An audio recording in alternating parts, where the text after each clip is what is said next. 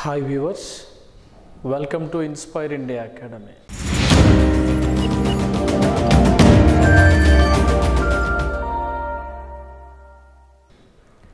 Present Inspire India Academy online classes అనేవి సింగరేణికి మరియు జూనియర్ లైన్మెన్ విభాగానికి సంబంధించి ఇవ్వడం జరుగుతుంది. రాబోయేటువంటి ఎన్పిడిసిఎల్ జేఎల్ఎం రిక్రూట్మెంట్లో జూనియర్ లైన్మెన్ కేటగిరీ లోపల మీరు మోర్ వీడియోస్ కావాలనుకున్న వారు ఎవరైనా మన ఇన్స్పైర్ ఇండియా అకాడమీ యొక్క మొబైల్ యాప్ లోపల ఆన్లైన్ క్లాసెస్ ఉన్నాయి. ఎన్పిడిసిఎల్ జేఎల్ఎం విభాగానికి సంబంధించి ఖచ్చితంగా ఒక క్లారిటీ అనేది మనకు రాబోతుంది. కాబట్టి మనం వెయిట్ చేయక తప్పదు. కాబట్టి అన్మ్యాన్డ్ కార్మికులని ఆర్టిజన్లుగా గుర్తిస్తున్నారని, ఆర్టిజన్లకి అన్మ్యాన్డ్ కార్మికుల నుంచి ఆర్టిజన్లుగా గుర్తించినప్పుడు డిపార్ట్మెంట్ లోపల నోటిఫికేషన్ ఇచ్చేటువంటి అంశాలు తగ్గుతాయని చాలామంది అభ్యర్థులు భయపడుతున్నారు. ఎట్టి పరిస్థితుల్లో మనం ఎటువంటి డౌట్ పడవలసిన అవసరం లేదు. మన నోటిఫికేషన్ మనకే ఉంటుంది, వాళ్ళ ప్రియారిటీ వాళ్ళకే ఉంటుంది. కాబట్టి పాజిటివ్ ఓరియంటేషన్లో ఉండండి. దయచేసి జీవితంలో ఉన్నతమైన స్థానాలకు వెళ్ళాలి అంటే, మన బతుకును మార్చుకోవాలంటే, మన పరిస్థితిని మార్చుకోవాలంటే ఖచ్చితంగా పాజిటివ్ ఓరియంటేషన్లో ఉండండి. కాబట్టి విద్యార్థులకు నేను తెలిపేది ఏంటండి అంటే, మన ఇన్స్పైర్ ఇండియా అకాడమీ ద్వారా ఆన్లైన్ కోర్సెస్ని జేఎల్ఎంకి సింగరేణికి అందిస్తున్నాం. ఆఫ్లైన్ కోర్సు జేఎల్ఎంకి మరియు సింగరేణికి కంబైన్డ్గా హనుమకొండ మరియు హైదరాబాద్ లోపల క్లాసెస్ని మనం రన్ చేయడం జరుగుతుంది. కాబట్టి ఇంట్రెస్టెడ్ ఆస్పిరెంట్స్ ఎవరైనా సరే క్వశ్చన్ పేపర్కు తగ్గట్టుగా వివరణాత్మకమైన విశ్లేషణతో ఇన్స్పైర్ ఇండియా అకాడమీ లోపల మనం క్లాసెస్ని రన్ చేయడం జరుగుతుంది. కాబట్టి పాజిటివ్ ఓరియంటేషన్తో రండి, వినండి, నిర్ణయం తీసుకోండి. జీవితంలో ఖచ్చితంగా ఉద్యోగం అనేది కావాలంటే మీరు 10th class with ITI with apprentice చేసిన వాళ్ళు ఏది ఉంటే మీరు ఖచ్చితంగా సింగరేణి జాబ్కి ఎలిజిబుల్ అండి. ఆల్రెడీ అప్లికేషన్ డేట్ కూడా అయిపోయింది. మనకి ఎగ్జామ్ డేట్ అనేది అతి త్వరలో అనౌన్స్మెంట్ చేస్తాడు. కాబట్టి ఆ డేట్ కూడా మనకి వచ్చే అవకాశం ఉంటుంది.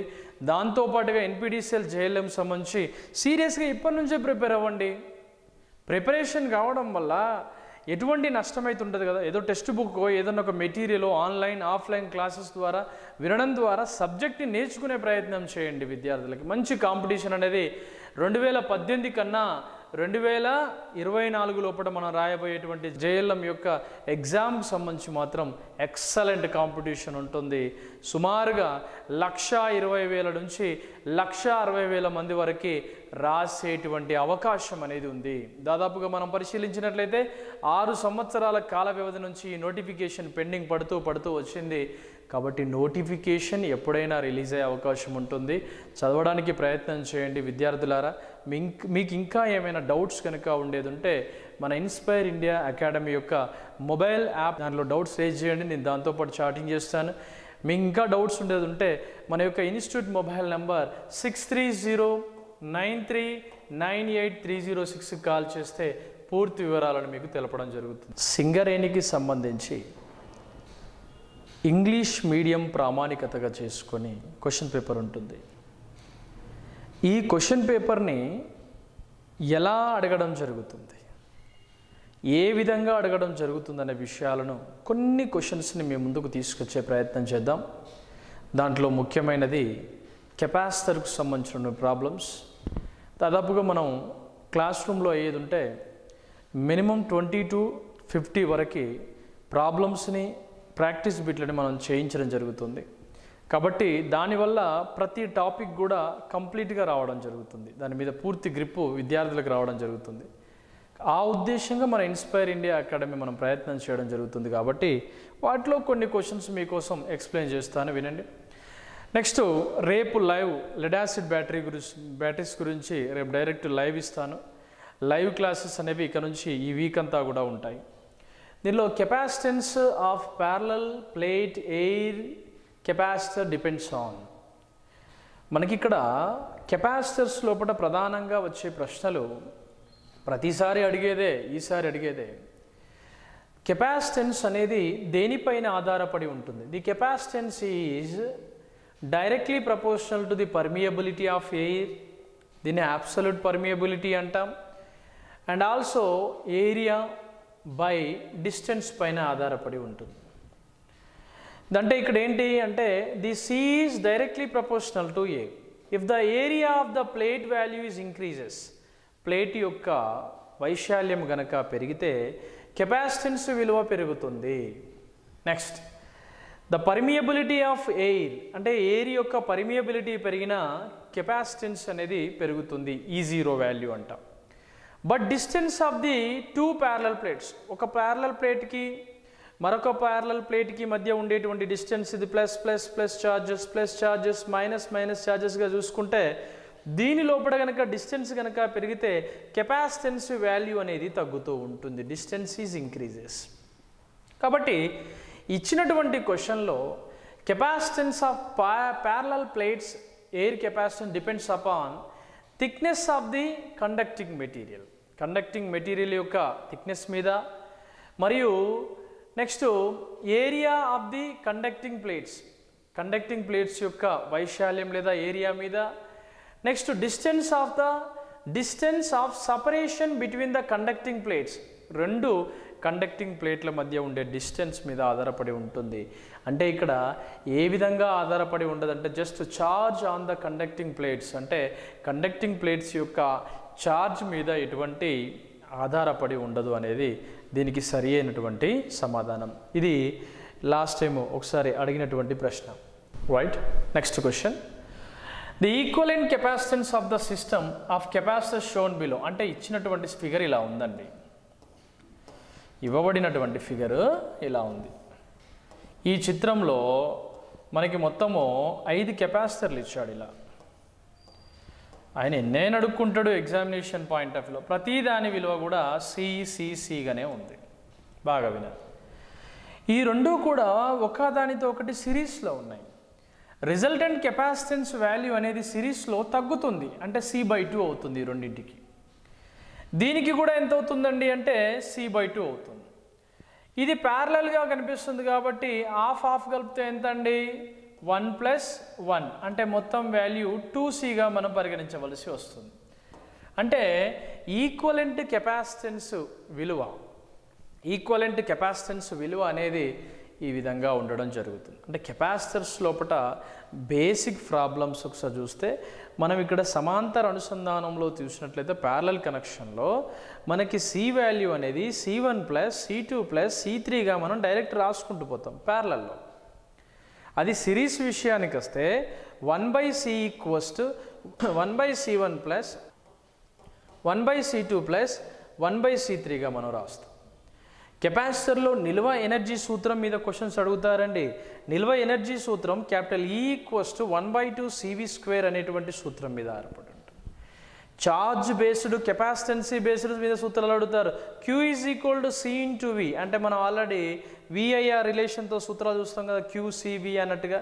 Q = C/V, C = Q/V, V = Q/C అనే ప్రిన్సిపల్స్. అంటే ఇవి ఇంపార్టెంట్ సమ్స్. ప్రతి ఒక్క టాపిక్ సంబంధించినటువంటి క్వశ్చన్ విత్ ఎక్స్ప్లెనేషన్ని మన యాప్ లోపల అందించడం జరిగింది. లెసన్ టు లెసన్ మీకు అందులోపల అన్ని క్వశ్చన్స్ ఉండడం జరిగింది. దెన్ నెక్స్ట్ క్వశ్చన్ చూస్తే, the 4 capacitors are connected shown. ఇవ్వబడినటువంటి కెపాసిటర్స్ ఇలా ఉన్నాయండి. సర్క్యూట్ డయాగ్రామ్లో మనకి ఈ విధంగా ఇచ్చాడు. C1, C2, C3 అండ్ C4గా ఇచ్చాడు. C1 capacitor, C2 capacitor, C3 capacitor, C4 capacitor చూస్తే దీనిలో మనకి A to B between, A నుంచి Bకి మధ్య మనం పరిశీలిస్తే C1 విలువ 2 microfarad, this is 3, this is 4, this is 5 microfarad ఇచ్చాడు. అంటే ఒక మనకి స్క్వేర్ షేప్ లోపల కెపాసిటర్లను ఇమేజ్ ఇవ్వడం జరిగింది. దీంట్లో డైరెక్ట్ ప్రశ్నలు మనకు అడగడానికి ఆస్కారం ఉంటుంది. ఎలా ఉంటుంది అంటే దీంట్లో ఏమడిగాడు, between of A and B, ఏకి మరియు Bకి మధ్యలో ఉండే ఈక్వలెంట్ కెపాసిటెన్స్ వాల్యూ అడిగాడు. అంటే మనం చూస్తే these are all arranged in a మేనర్లో ఉన్నాయి, సిరీస్ మేనర్లో ఉన్నాయి. A to B దీనికి మనం ప్యారలల్గా అనుకొని మనం లెక్క చేయవలసి వస్తుంది. అంటే ఇప్పుడు చూద్దాం.